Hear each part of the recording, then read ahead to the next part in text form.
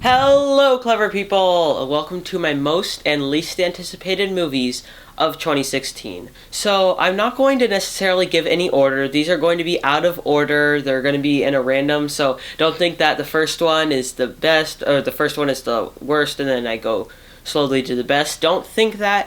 This is purely based on anticipation, and this is just a random order. So for one part of it is the least anticipated. It's the films that I expect will be bad. Either very bad, extremely bad, or just generally bad. And then the other part, most anticipated, are the movies I'm really looking forward to. So I have a lot of movies, so I'm just sort of going to go through them all really quickly. So let's get right into it. The first one on the least anticipated is Monster Trucks. I mean, just look at the trailer and you'll know that you've got yourself a bad movie in store. A Dog's Purpose also does not look very good. It's just a movie about a dog being born multiple times. Looks like one of those films that's going to try to be extremely emotional. It's going to completely fail, and it's just going to be a boring time at the theater. Triple X3, at first I thought maybe it would be a fun action movie, but as more and more trailers have come, this movie looks just to be a compilation of random stuff that just don't work. The first two aren't really that well received, so why should this third one be any better? The Space Between Us, a movie that was supposed to come out last year in December, then they pushed it back to February. I think that there's a reason for that. This movie does not look good in any way. 50 Shades Darker, obviously it's going to be awful. I mean, the first one was extremely terrible, so why should we expect anything better from the second one? Series are traditionally go downhill on quality, so if you already started practically as low as you possibly can, how do you get worse? That's going to be interesting come February. Fist Fight, another movie that just has such a minimal plot. It seems like seemingly nothing to it. It's just two people are going to get in a fist fight. A teacher, two teachers, just going to fight. That's all you get for an hour and a half. It just doesn't sound like an interesting premise. Ice Cube came out with Ride Along and Ride Along 2 in January, and it seems like this could be another comparable one. Patient Zero, again, a movie that's been moved around a lot. It finally found its place in February, and it does not look very good at all. I saw the Comic-Con trailer, and it was absolutely terrible. I have not been looking forward to this movie, and they're gonna put it out in February. I doubt that. It's probably gonna be pushed back to September or something, but definitely not a movie I'm excited for. Rock Dog, again, another one with just terrible animation. It looks to be the Norm of the North of this year. It's got some awful animation that looks like it's from 2005, and they brag that they've got the co-director of Toy Story 2. And when that's the biggest thing you can brag about, there's probably not a good movie in store. Life is a movie that just looks like a huge Alien ripoff. Looks like it has nothing to it. Just looks honestly genuinely boring. The action it doesn't seem enthralling, and it's the same story that we've seen multiple times. The first time we saw it in Alien, super well done. Then it got worse from there. Boss Baby, just watch the trailer and you'll understand why I'm not excited for this one. Smurfs 3, again, the first two were not good, so why should the third one be any better? Nut Job 2, I did not see the first Nut Job, but this one, just the sequel in store, does not sound good. Bad Dads, it's the sequel to Bad Moms, and they're rushing this movie so quickly. It's being made in like 9 months. I'm not even sure if they've announced the cast yet, and it's coming out in August. How do you get a movie out this quickly? It seems insane, and I wouldn't be surprised if this is a super rushed, uninteresting movie. And finally, the one that no one's excited for, the one that people are trying to get petitions to end, the Emoji Movie.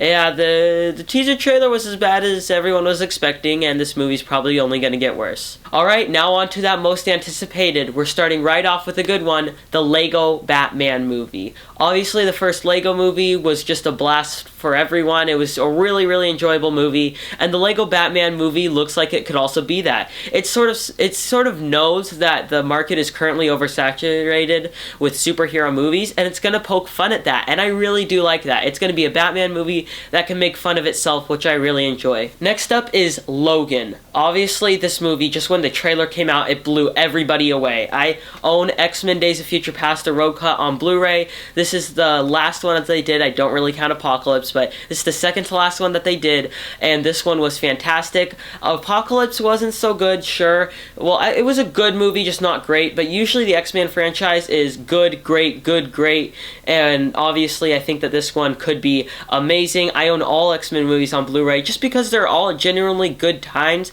but this one looks like it could be a very dark, emotional movie, which makes me excited. Next one up is Kong Skull Island. It has nothing to do with the 2005 King Kong, which sort of makes me sad because I love this movie. Don't have it on Blu-ray yet. I plan to, only on DVD so far, but honestly, it's a very underrated movie, I find. I think that it's absolutely great. It's 3 hours long, sure, and maybe the runtime does get tiring after a while, but it's such a fun movie. It's a really enjoyable time, and I believe that Kong Skull Island could very much be like that. The trailer I thought could have been better, but for what we've gotten so far, I'm very excited. Just the idea of these people that go to drop bombs and then they're stranded on the island. We've seen that 100 times before. I'm excited to see how Kong Skull Island will do it differently. The next one up is Beauty and the Beast. This film, it just looks like a great time. We recently had The Jungle Book.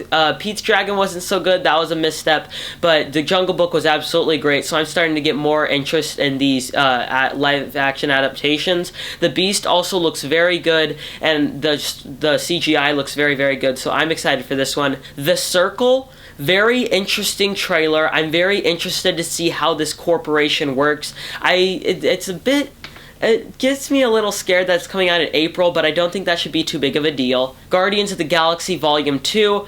Love the first Guardians of the Galaxy. I'm ashamed that I don't own it yet, but I love the Guardians of the Galaxy so much. This one just looks like a really, really fun time in the theater. The trailer has landed. I laugh at it practically every single time I watch it. Wonder Woman, not sure if I should have too much faith in DC, but this one looks like a war movie, which I really much like. I'm not too excited for Justice League, but I definitely am for Wonder Woman. This one looks to be a different movie, and that makes me excited. Spider-Man Homecoming. I have not seen the original Spider-Man trilogy, and it was a while since I've seen the last two Amazing Spider-Man movies, but I will rewatch those before I see Spider-Man Homecoming.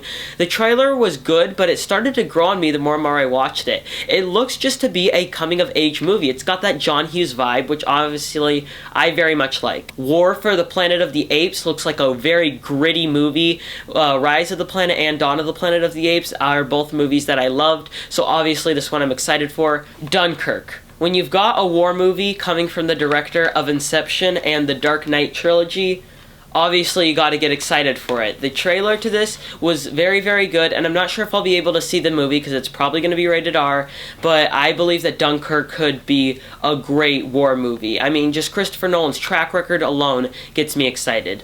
After that, we've got Blade Runner 2049. The original Blade Runner, which I do own on DVD, I do eventually want to get on Blu-ray, is a movie I love. I love this movie to pieces. It's got a beautiful aesthetic, it's got a great story behind it, and Blade Runner 2049 is coming from Denis Villeneuve, who made Arrival and just completely blew me away. So coming in November, I believe, Blade Runner 2049 is one I'll be super excited for. Thor Ragnarok, another one that I'm not sure if I'd be too excited for if it wasn't for the director behind it. Again, don't know his name, don't want to try to pronounce it, but he made Hunt for the Wilder People, one of my favorite movies for last year, so obviously I'm excited. Coco, another Disney animated film. Haven't heard too much about it, but I'm just excited based alone that I loved Zootopia. Sure, this movie has more to do with Moana than Zootopia, and I thought Moana was just fine, but I'm still excited for Coco. Murder on the Orient Express. It's a classic Agatha Christie movie.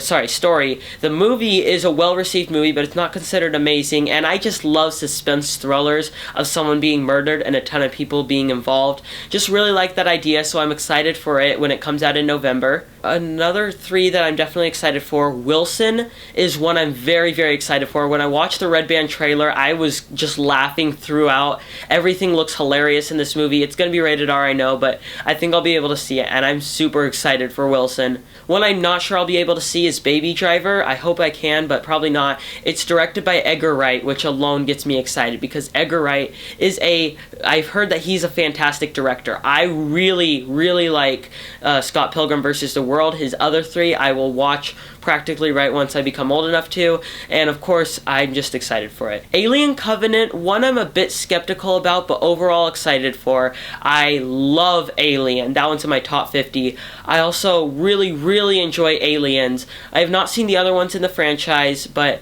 Alien Covenant is one that I think could be good. I'm not sure how great it'll be, but it looks to be more Alien and Aliens than a ripoff, so that alone I'm excited for. Alright, now this is absolutely in no particular order, but if I had to choose a number one, I think you all know what it is: Star Wars Episode 8. If you've known me for just a little bit of time, you know that I love Star Wars, and in fact, I own 4 of them on Steelbook. I intentionally went out and got 4 of them: A New Hope, Empire Strikes Back, Return of the Jedi, and The Force Awakens. Why? Because I love all of them. They're all great movies. There are 3 Star Wars movies I don't like, but that's it. The rest of them I absolutely love, and under the hands of the people who made The Force Awakens, and with the director, Bryan Johnson, I believe that this could definitely be a fantastic movie. Alright, that concludes my most and least anticipated of 2017. What are your most and least anticipated? Comment in the comment section below.